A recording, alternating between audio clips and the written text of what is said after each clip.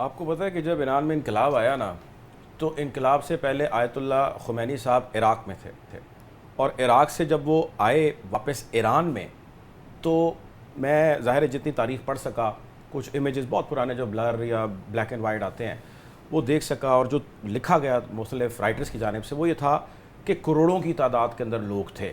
तब ना होंडा 125 था, ना मोबाइल ऐप्स थी, ना लकी ड्रॉ थे, ना कुछ इस किस्म की चीज़ें थीं। वजह क्या थी कि उनको एग्ज़ाइल में भेजा गया था, फोर्स्ड एग्ज़ाइल। उनको यहाँ से यानी उनके मुल्क से मुल्क बदर कर दिया गया था because of his political narrative और थॉट्स।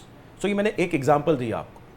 अब कहीं मैंने किसी लीडर से ऐसी मुशाबत सुनी उनकी, तो मेरे ज़हन में फ़ौरन बहुत सारी चीज़ें आई, जिसमें एक चीज़ ये आई कि भाई इनको तो किसी ने नहीं भेजा, ये तो अपने प्लेटलेट्स के चक्कर में बाहर पहले भी सऊदी अरब गए डील करके, अब ये फिर चले गए बाहर, और अब ये आते हैं और समझते हैं कि मेरा इस्तकबाल उसी तरह तेहरान के एयरपोर्ट की तरह लाहौर के एयरपोर्ट पे हो कि लोग जोक तर जोक हों और ठाठे मारता समंदर हो, और जब मैं मीनार पाकिस्तान पहुंचूं तो सब कुछ बदल जाए, मंजरनामा तब्दील हो जाए।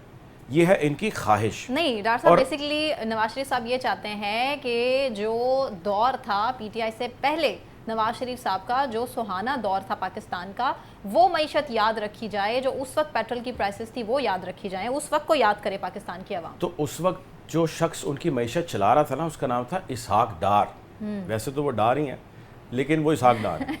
तो इसहाक डार चला रहे थे, उनके उसी मंत्री ने ये 16 महीनों में से तकरीबन 10-12 महीने तो उन्होंने भी गुजारे हैं मिफ्ता इस्माइल से के बाद जी। तो मुझे बताएं उन्होंने कौन से झंडे गाड़ लिए यहाँ पे?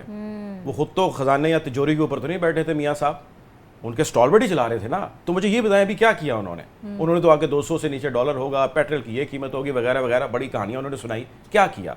अब क्या करेंगे? खजाना जी खाली। तो ख़जाना भरने के लिए कोई वादे वईद वो इंटरनेशनल कुव्वतों से लेके आए हैं।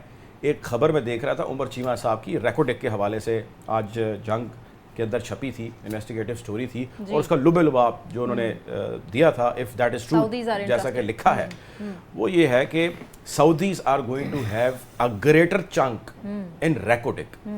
और रेकोडेक के ऊपर चिली की कंपनी से लेके ऑस्ट्रेलियन कंपनी से लेके 900 मिलियन डॉलर के नुकसान उठाने से लेके ऐसे बहुत सारे मसले मसाइल हैं जो कि हम ऑलरेडी बर्दाश्त कर चुके हैं।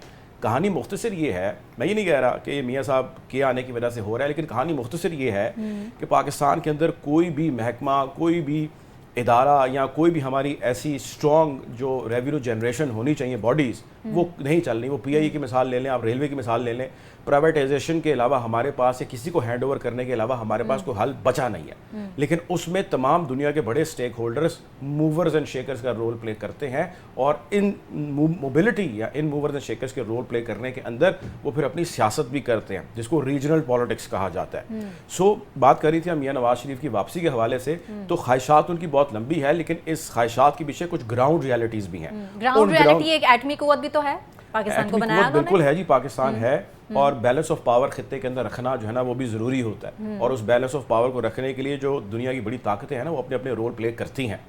तो मैं आपकी बात का इससे ज़्यादा जवाब नहीं दे सकता, but anyway my point is कि मियाँ साहब को इस वक्त जो ग्राउंड रिपोर्ट मौसूल हो रही है ना, उसकी एक झलक मरियम के जलसे में हमने भी देखी है, जो उन्होंने अभी शेखुपुरा के अंदर किया।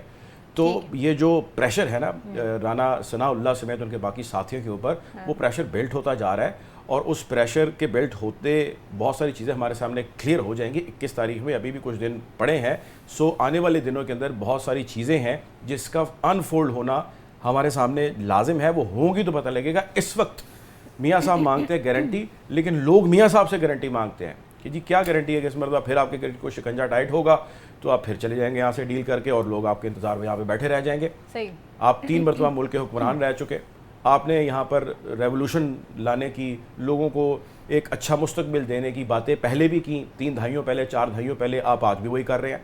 आपकी बेटी जलसे के लिए खड़ी होती है स्टेज के ऊपर, कहती है कि हाँ जी जो नवाज शरीफ का दौर आएगा उसमें चीज़ें बदल जाएंगी। तो भाई आप पहले क्या कर रहे थे? पहले कौन सी चीज़ें आपने बदली? मुल्क तरक्की की राह पर गामजन तक, कौन सी तरक्की की राह पर गामजन? नवाज शरीफ साहब, मरियम नवाज जो तनकीद करती हैं कि जो दूसरे सियासतदान हैं वो गीदड़ बन जाते हैं, गिरफ्तारियों से भागते हैं, लेकिन उनके अपने वालिद जब गिरफ्तारियों से भागते हैं और वो किस तरह से मफरूर हैं अदालतों से, उस पर वो बिल्कुल बात करना पसंद नहीं करती।